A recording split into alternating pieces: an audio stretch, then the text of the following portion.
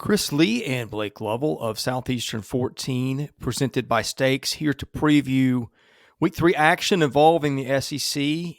We are today at Georgia Tech and Ole Miss. Tech hosting this one. Ole Miss a 14.5-point favorite, over under a 59.5.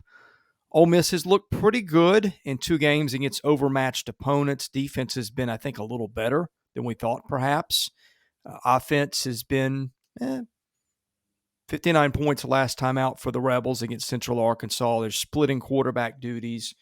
Georgia Tech has a loss to Clemson and a win last Saturday over, as I'm blanking on this, Western Carolina.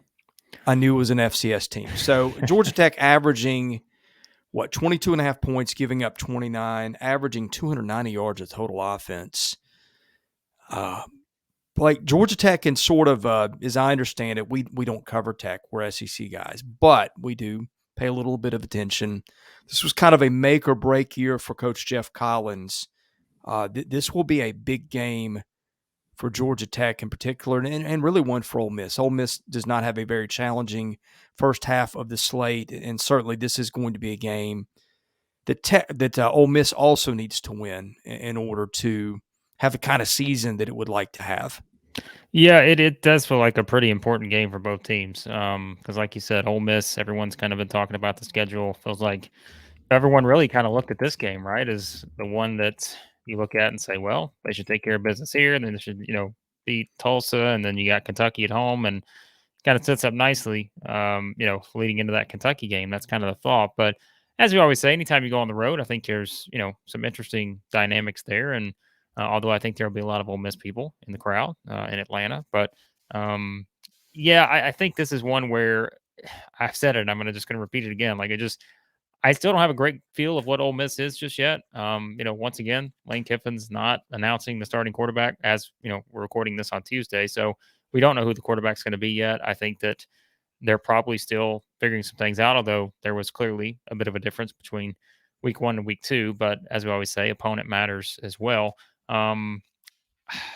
This is an interesting one because, like you said, I think the defense for Ole Miss has been a little bit better maybe than people thought. But again, how much do we take away the opponents on that?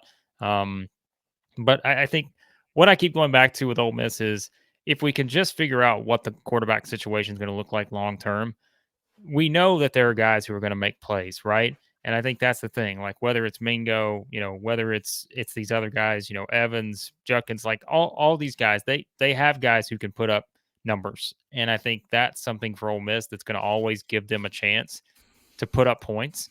And I think it's just a matter of seeing what the quarterback situation looks like. So I think that's obviously the biggest question heading into this game. I still think no matter what, Ole Miss will be able to put up some points in this one.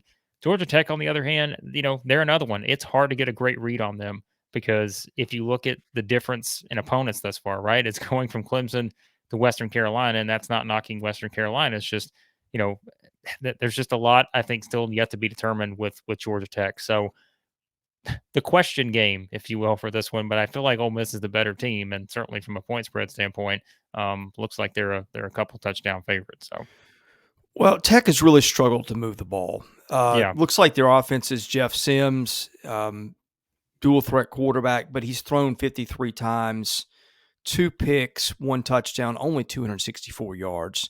So that's about 5 yards a throw. That's awful. a lot of their work's been on the ground. Yeah.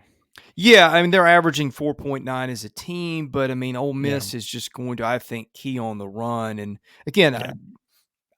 I don't want to read too much into it, but all you can do is play what's in front of you. And again, you go back to last year. Ole Miss's defense was much better in the second half.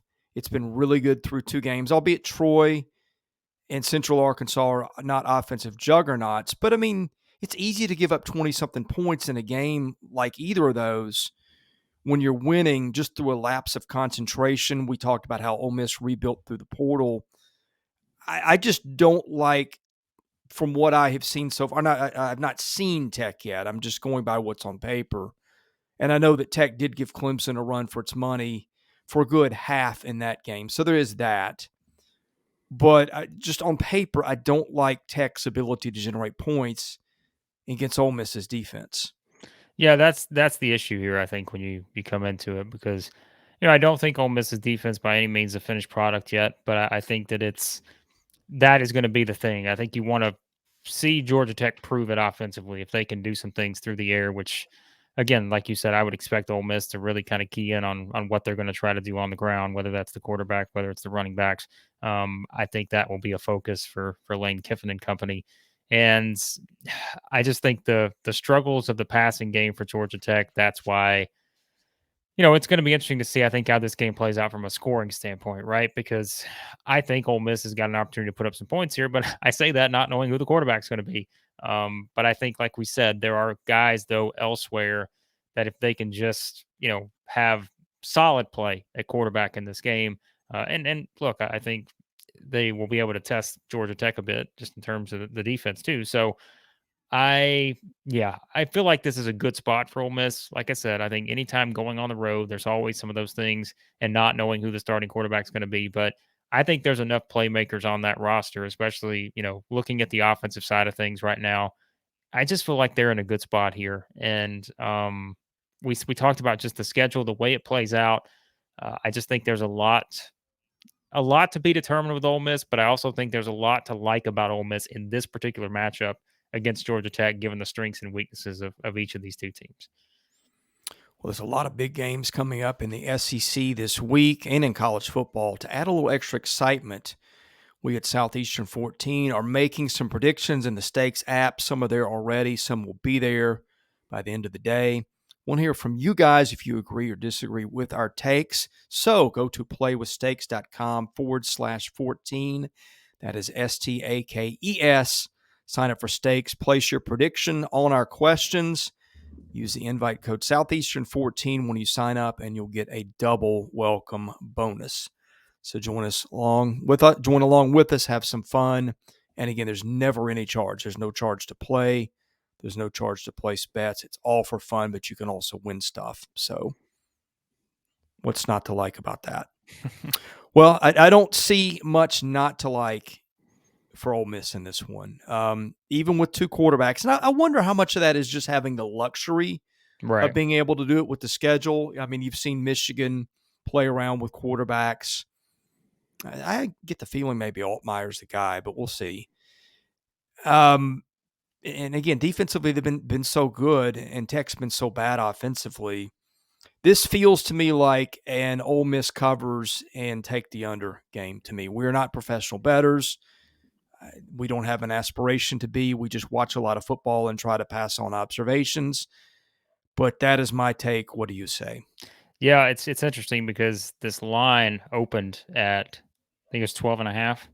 Now it's Hmm. up to like 16 in some places. So it's like it's getting pushed pretty far now. I would have liked it a lot more if it was like at a solid 14, because then I probably would have felt a lot better. But even at 16, it's still, you feel like you're leaning towards Ole Miss here. But like I said, that's a pretty big push from opening at 12 and a half. Now it's up to 16 and a half in some places. By the time the game starts, I wouldn't be surprised, Chris, if this is up to 17 and a half maybe. So that's something I would look at if you're doing this as a professional bettor. Again, we are not, but I find that curious because I think everyone is kind of all in on on Ole Miss here.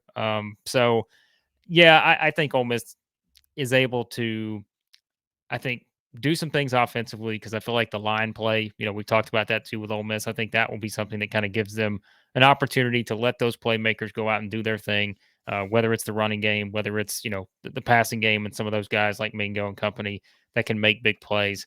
Defensively, I just think that Ole Miss maybe forces, some turnovers here, just given the struggles of Georgia Tech's passing game. That's another opportunity. So I think Ole Miss wins this by a couple touchdowns. That number keeps going up. Makes me a little more, curious and a little more nervous maybe about going that far with it. But I just think they're the better team. So I think you got to ride that on this one. Vegas has an implied final score here of about 37-23. I don't like Tech's chances of scoring I was going 23 to say points in that this to me one. sounds like it's going to be a challenge for Georgia Tech to put up points. But again, we'll see. Maybe exploit a few things on the ground. We'll find out. Again, leads credence to maybe taking the under. Okay, thanks for watching. Be sure to subscribe so you can see all our SEC previews. We'll see you again soon.